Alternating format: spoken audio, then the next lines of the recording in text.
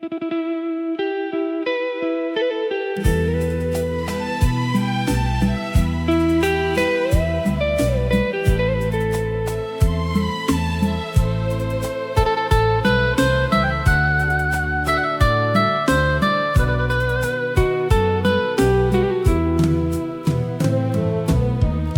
លខ្ញុំឃើញព្រៃធំស្រស់ស្អាតល្អតាមជួរភ្នំខ្ពស់លើមេឃថ្លា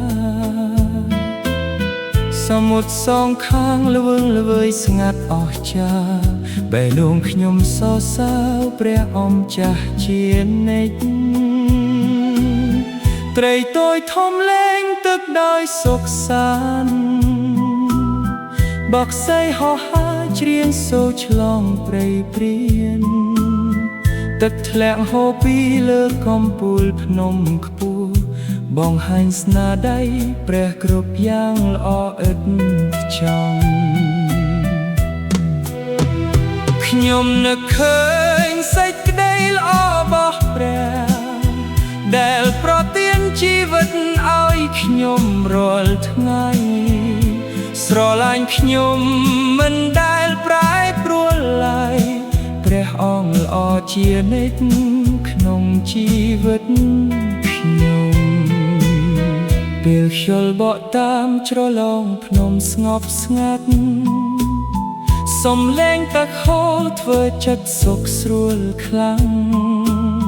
ផ្ការីពណ៌ចំរុះដូចសិរីល្អចែងចាំងបង្ហាញព្រះគុណដែលព្រះបានប្រទានមើលមេឃធំទូលាយពោពេញពន្លឺព្រះអាទិត្យរះឡើងផ្ដល់កម្លាំងថ្មី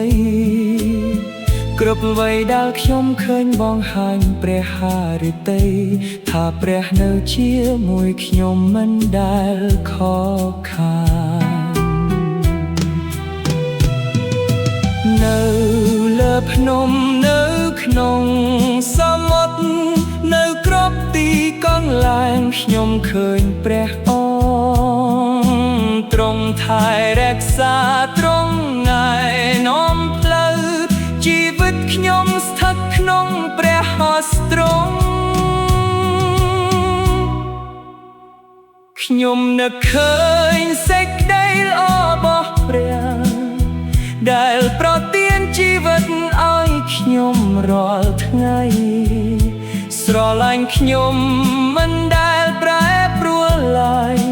ព្រះអង្គល្អជានិច្ចក្នុងជីវិតខ្ញុំ